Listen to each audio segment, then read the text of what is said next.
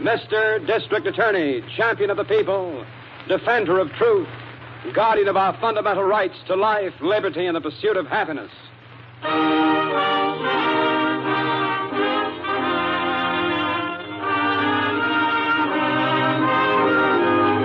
And it shall be my duty as District Attorney not only to prosecute to the limit of the law all persons accused of crimes perpetrated within this county, but to defend with equal vigor the rights and privileges of all its citizens.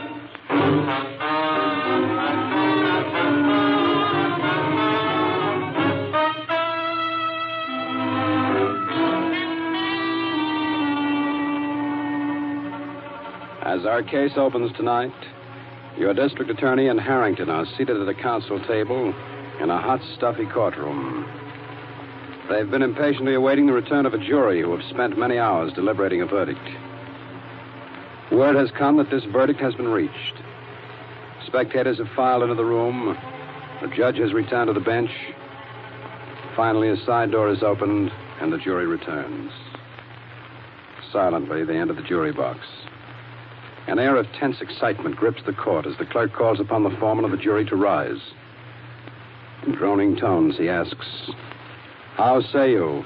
Do you find this defendant guilty or not guilty?" We, the jury, find him not guilty. Oh, Chief, did you hear that? Yes, I heard it. Oh, what a swindle. I don't understand it. Why, a bunch of 10-year-old kids that know Stanley committed that murder. I thought we had everything we needed on this one. But evidently there was a reasonable doubt in the minds of the jurors. A reasonable doubt. Oh, look at Stanley grinning all over the place. He should be. He'll never be as lucky again. Oh, look at... Hey, he's coming over here. Oh, yes. Hiya, Mr. D.A. Hello, Stanley. Ain't you going to congratulate me? For what? For winning the Duke. You still done that killing, Stanley? Ain't how the jury call it. That's what they pay off on. See you later, boys. Oh, brother, how could they let that punk off? I don't know.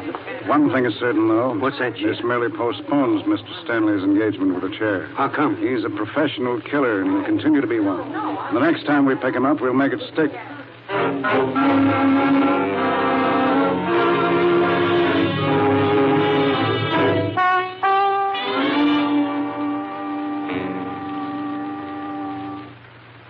Oh, Chief. Yes, Harrington. Did you see the morning papers? You mean the account of the trial? Yeah, they certainly blasted that verdict yesterday. Yes, I know. They took particular pains, though, to point out that it wasn't your fault. Well, unfortunately, that isn't much consolation. No. Excuse me, Chief. Yes, Miss Miller? There's a Mrs. Clark in the outer office. Yes? She was one of the jurors on the Stanley case. Oh, does she want to see me? Yes, sir. You know, what about? Well, I don't know. She said it's important. Well, all right, have her come here. Yes, sir. Wonder what this is, Chief. No, no. You remember Mrs. Clark? Oh, yes, of course. How do you do, Miss Clark? And this is Mr. Harrington. How do you do? Mrs. Clark? Sit down, won't you? Very well. Sit here.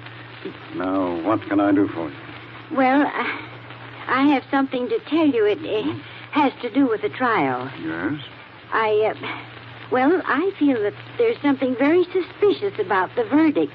That's why I came here. Yeah, you better get your pad and pencil, Miss Miller. I have it right here. I'll take this down, Chief. Thank you. And just what are your suspicions, Mrs. Clark? Well, in the beginning, most of us believed that Stanley was guilty of the murder. But there was one man especially who insisted he wasn't. And, well, he had a lot to say about it. Yeah, who was that? Mr. Taylor, he was the foreman. Yes, I remember him. He insisted that Stanley was innocent. And what did he base this on? Well, he never would give a reason. Just kept saying he knew he wasn't guilty. Well, how did he get everyone else to come around to his way of thinking? Well, the first change came when we were taken out to lunch the second day. This Mr. Taylor sat with two other men on the jury. And when we returned, well, they had changed their vote to not guilty. Did they give any reason for this change? No.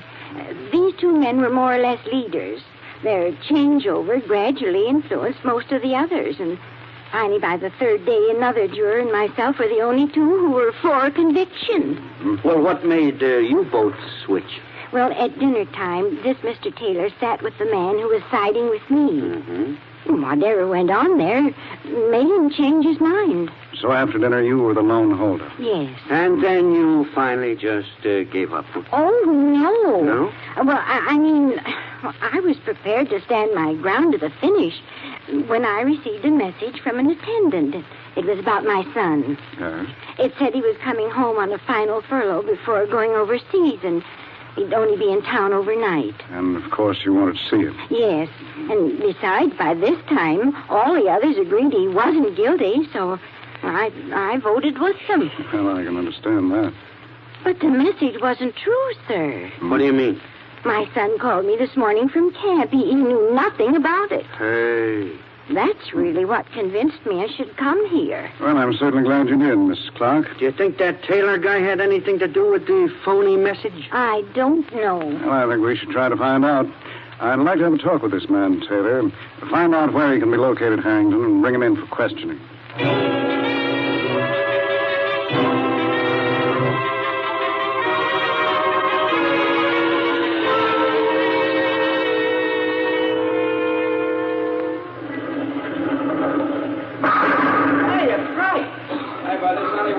Hiya, Mr. Butler. Well, hello, Stanley. Wondering what happened here. I kind of did a little celebrating last night. I sort of figured you would. Come back to the office. Okay. You hungover? Yeah, a little bit. I have to fix that. Swell. Go ahead. Thanks. Sit down, kid. Okay. What'll it be? Scotch or rye? Oh, shot of rye, do good. Right. I want to thank you, Mr. Butler, For what? for the fix. You mean the verdict? Yeah. Well, you killed a guy for me. The least I could do was rig a jury for you. Drink up. Thanks. That should ease the pain.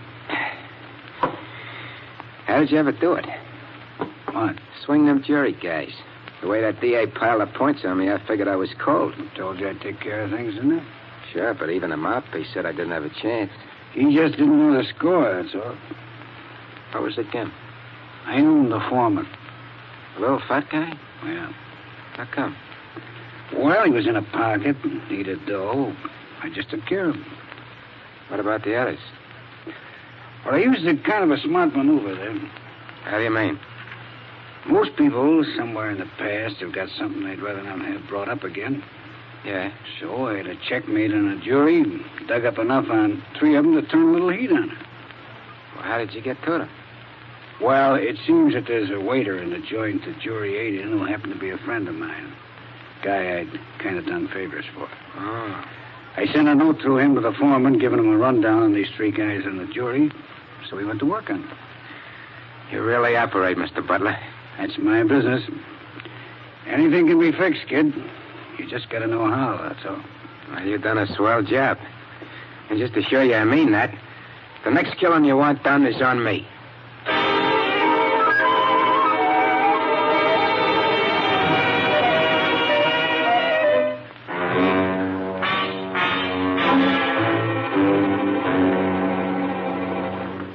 Right in here, Mr. Taylor. All right, all right. Chief, you remembered this fellow? Yes, of course. Hello, Mr. Taylor. How do you do? He wasn't too happy about coming over here, Chief. Naturally. I've neglected my business enough serving on that jury. Well, I'm sorry, but this is quite important. Sit down, please. Very well. Harrington, did you explain to Mr. Taylor why I wanted to see him? No, Chief, I thought you could do that better than me. All right. Just what is this all about? It has to do with the verdict reached by you and your fellow jurors yesterday. Yes? We have a report from a woman named Clark. She served with you. What about? She seemed convinced that several of the jurors were pressured into changing their views on the case. Well, that's ridiculous. Why, that Why, woman... Mr. Taylor, why don't you wait till you hear the whole thing? Very well. Go ahead. She also believed that you were the one who exerted this pressure. Why, this is fantastic. She named 3 specific jurors who were influenced. We're trying to contact these men now to substantiate her story. Well, I must tell you right now, sir, this is the most libelous thing I have ever encountered. You deny the charge. Completely. Look, Mr. Taylor... Just a minute. I think I see behind this whole thing now. What do you mean? Wouldn't it be possible that having lost the case, you are now looking for some excuse to justify it? Oh, hardly. Well, it certainly appears that way. Now, just a minute. Now, wait, Harrington. Yeah. I called you in here, Mr. Taylor, to acquaint you with the charge that's been made. Frankly, I intend to investigate it thoroughly. So I advise you to remain available for further questioning.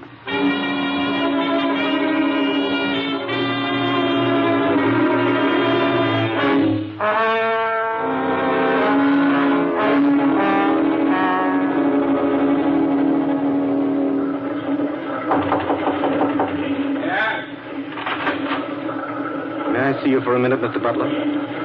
Oh, come in, sir. What are you doing here? Something has come up. I had to talk to you. Wasn't very smart of you to come here. I had to. Well, what is it? I've just come from the district attorney's office. What are you doing there? He sent for me. What for? A woman on the jury is charged that I was responsible for the acquittal.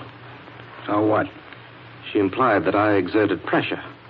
How would you know? Well, that isn't the point, Mr. Butler. The fact remains the charge has been made. The DA said he's going to make a thorough investigation. Okay, let him investigate. But if those men I influenced should talk...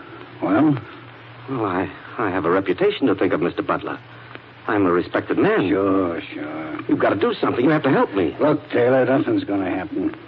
How do you know? Just take my word for it. I'm sorry, that isn't enough. No? No. I demand a guarantee of protection. The same protection you gave to Stanley. You demand it, huh? I most certainly do. Don't forget, you have as much to lose as I have. How do you figure that? Well, you were responsible for my swaying that jury. So? If the district attorney were to find that out, you'd be in this thing, too. How do you figure the DA would find out about me? Well, From, you, Taylor? Possibly. Yes. That's very interesting. Who's that? Hey, Stanley. Come in. You get company. Ah. Remember him? Yeah, the jury guy. That's right. He's got trouble. What's the matter? The DA smells a fix. I've just come from his office. He's worried.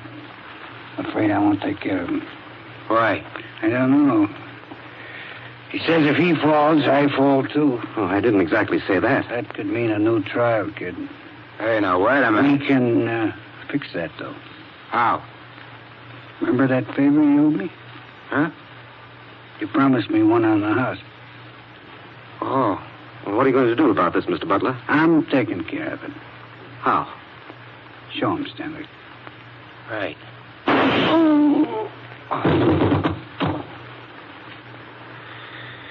Hey, it's good to be working again.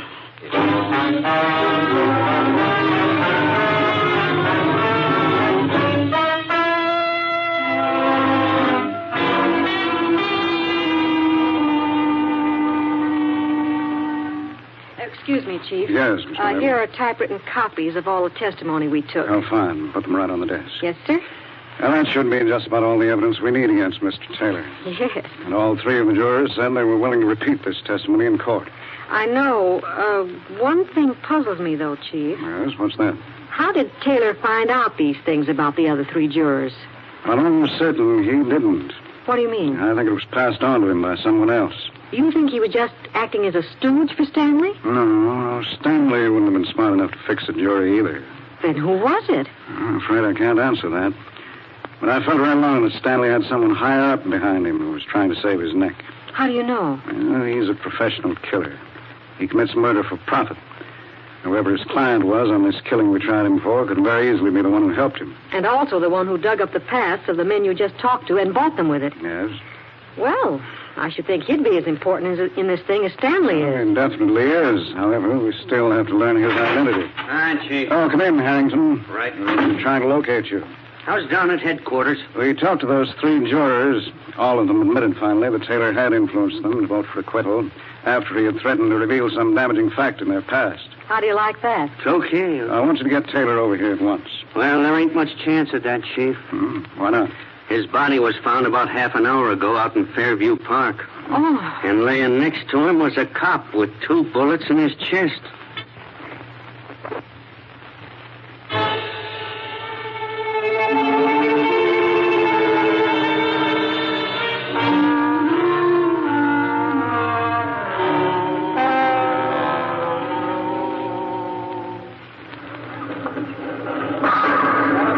93, will you please? Oh, Mr. Butler, Hiya, Sam. I've been waiting here most of the morning for you. Why? I run into a little screw-up. What do you mean? Can I talk to you? Sure. I took Taylor's body out to dump it last night, just like we planned. Yeah? I bring him to Fairview Park. Uh-huh. Park the car, come out. Just as I'm planning them, there turns up a cop. Oh, fine. Throws one of them what's going on here routines at me. Yeah? While he's in the middle of it, I put 2 slugs in him. That wasn't very smart. What else could I do? Had a stiff with me, remember? Shooting cops is bad business, Stanley. What'd you do with Taylor's body? I dumped it beside the car. Are you kidding? No. Oh, that's great. Well, what do you mean? Why don't you put a label on it? I don't get it. The DA is going to mildly suspect that you killed Taylor anyway. Just figured he'd never get any proof, that's all. Well, finding that cop beside him is something different. They'll turn the whole force loose on you, kid. Oh, that's okay. It ain't with me, Stanley. I got a piece of this thing, too. Well, what do you want I should do? Well, you better go under.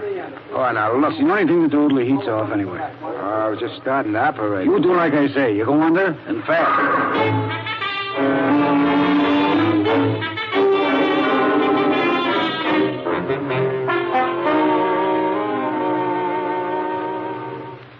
Where's the chief, Miss Miller? Oh, he's been over at Taylor's office doing some sort of an investigation on him. Well, what good does that do now? Well, he believes that Taylor was acting for someone else when he fixed that jury. Sure he was. For Stanley. No, Harrington. The chief believes there's someone above Stanley. Above?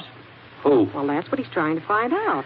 Yeah, well, I hope he gets something. Yeah. Any word on Stanley? Not yet, but there's a pretty healthy search on for him. Mm-hmm. How's the policeman? The one who was shot? Yeah, I just checked City Hospital. His condition's about the same. I see. Has he regained consciousness yet? No. Well, if he should die, then there's no way of proving that Stanley did the shooting. That's right, unless we come up with some new evidence. Oh, hi, Chief. Hello? Oh, how'd you make out, Chief? I think I found something. Good. Was this in Taylor's office? Yes. What is it, Chief? Well, I did a pretty thorough check on his business affairs. Yeah? A representative of his bank worked with me. Uh-huh. I learned that he'd had a good deal of financial trouble lately. He owned several small enterprises, and they were all heavily mortgaged. Yeah? These mortgages were held by a man we're all familiar with, Who's that? Mr. Joe Butler. What? The fixed guy, huh? That's right. How did Taylor get mixed up with him? Joe Butler has many legitimate investments, and these were some of them. Oh. Just before the trial, these mortgages were canceled. What you mean, called off? Yes, and there's no record of Taylor having paid. Well, that sounds like Butler made a deal with him, Chief. Yes, Miss Miller, it certainly seems that way. Well, that sure looks like the tie-in, all right. Yes. So, any word on Stanley? No, not yet. And how is that cop? He's still unconscious, Chief. Are there any clues at all on the thing? Just 2, the bullets and some tire tracks that were found. Police lab is working on both of them. I see. What are you going to do on this Butler angle, Chief? I intend to pay a call on him. When? Right now.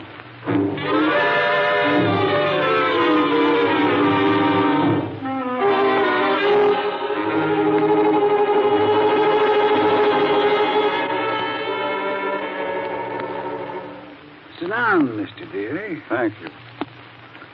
Ah, this is a real surprise. Really? Yeah. What's in your mind? Murder. Well, it's okay for openers. Got anybody in mind? Now, this murder has already been committed. Oh. The body of a man named Taylor was found this morning on Fairview Park. How was he? I believe he was a business acquaintance of yours. Taylor? Yes. You held several mortgages on some of his enterprise. Oh, sure. Yeah, I remember the guy. I'm sorry to hear about that. How it happened? Well, we believe a man named Stanley was responsible. Now, there's one I don't know. Well, I think you do. Another business acquaintance? He could be. Stanley is a professional killer. Taylor served on a jury that just acquitted him of murder. Why should he want to kill somebody who acquitted him? Well, Taylor was bribed to swing that acquittal. Oh. It's my belief the bribing was done by you. Very funny. I didn't intend it to be. You know, you legal guys kill me. How's that? Everything with you is deduction, ain't it? Well, this is more than straight deduction. You ain't have proof? I will have. How? Whoever got rid of Taylor's body ran into a policeman in the park. Yeah? He shot the policeman. No kidding. But fortunately for us, he didn't die. The cop? That's right. Well, that is a break. He's in City Hospital right now. Still unconscious. Uh-huh. When he comes around, he should have an interesting story to tell. Yeah. I'd like to hear it. You will. Army. Oh? Yeah. That's for you. Thank you. Hello? Oh, yes, Harrington. What's that? I see. Yes, fine. But I'm glad you called. Right. Goodbye. And that was another report on the officer who was shot. The doctors believe he'll be well enough to talk tomorrow. Good. I'll get in touch with you again after I've heard his report. I'll be waiting to hear from you.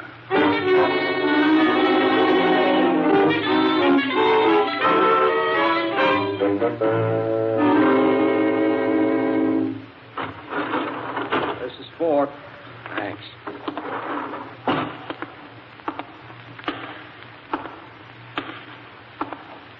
Calling Dr. Chanzamino. Calling Dr. Chanzamino. Dr. Chanzamino. Report to emergency.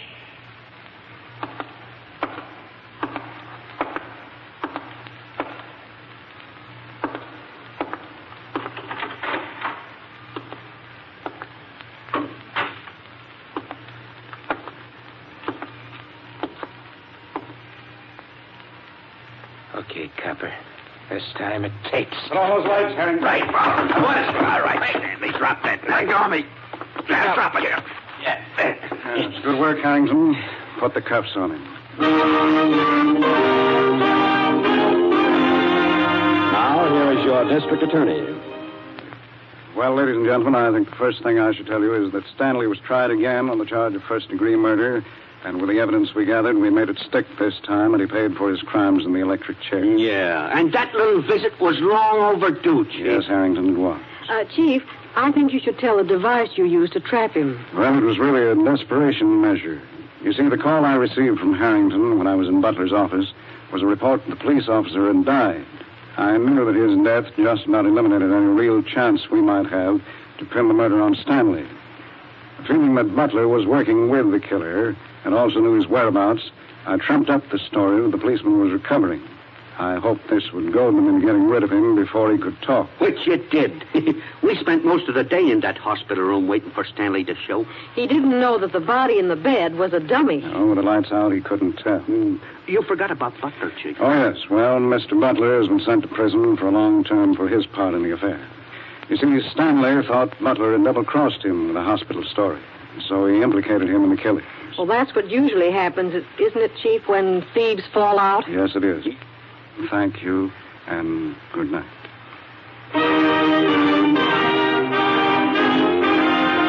The names of all characters in tonight's dramatization are fictitious, and any resemblance to names of living persons or actual places is purely coincidental.